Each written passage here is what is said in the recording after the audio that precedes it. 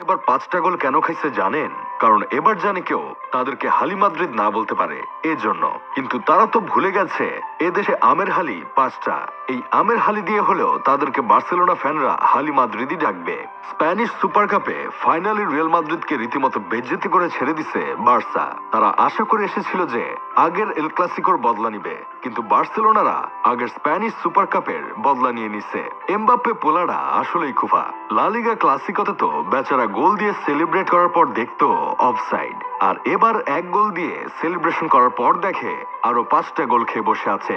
আজকাল ছাদ বন্ধ করে প্যাদানি খাচ্ছে, ছাদ খোলা রেখেও প্যাদানি খাচ্ছে, আবার বাইরের মাঠেও প্যাদানি খাচ্ছে। মানবতা আজ কোথায়? কোথাও যেন শান্তি নাই। শান্তির মা পালিয়ে গেছে। যারা প্রথম হাফেই এক হালি গোল ভরে দিছিল তারা সেকেন্ড হাফে চাইলে তো আরো কিছু ভরে দিতে পারত, কিন্তু পারে নাই, কারণ সেজনির খেলার মাঝখানে বিড়ির পেরা উঠছিল।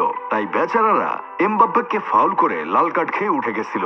ভাই একবার চিন্তা করে দেখেন বিড়ির পেরা কত খারাপ। বেচারা লাল কার্ড দেখে হলেও বিড়ি খাইতে গেছে। প্রথম হাফে তো রিয়াল মাদ্রিদকে কলাবাগান ক্লাব মনে হচ্ছিল, একের পর এক গোল হজম করেই চলছিল। সেজনি কার্ড খেয়ে উঠে যাওয়ার পর যদিও একটা চান্স ছিল, কিন্তু সেটা আর কাজে লাগাতে পারে নাই মাদ্রিদরা। 10 জনের বিপক্ষে মাঠে নেমে তারা শুধুমাত্র একটা গোল পরিশোধ করতে পারছিল।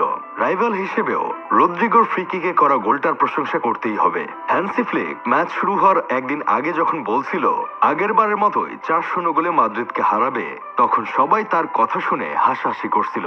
সবচেয়ে হাসাহাসি করছিল আমার বন্ধু ক্যারামত। সে তো ভাবছিল গতবারের মতো এবারও বার্সেলোনাকে এক হালি দিয়ে নিজেরা শিরোপা জিতে যাবে, কিন্তু খেলা হাফ টাইম শেষ হওয়ার পর থেকে ক্যারামতকে খুঁজে পাওয়া যাচ্ছিল না। হ্যান্সি ফ্লিক তো 4টার কথা বলছিল, কিন্তু পোলাপান তো আরো একটা বেশি ভরে দিছে। প্রায় 40 মিনিটের মতো বার্সেলোনা মাত্র 10 জন নিয়ে খেলেছে, তারপরও রিয়েল কামব্যাক করতে পারে নাই। সেজনি লাল কার্ড খাওয়ার পর কার্লো আনচেলত্তি ভেবেছিল এখন দল কামব্যাক করবে, কিন্তু বার্সার ডিফেন্স তো তাদেরকে পুরো পকেট করে রেখেছিল, কোনো সুযোগই দেয় নাই বল জালে ঢুকানোর।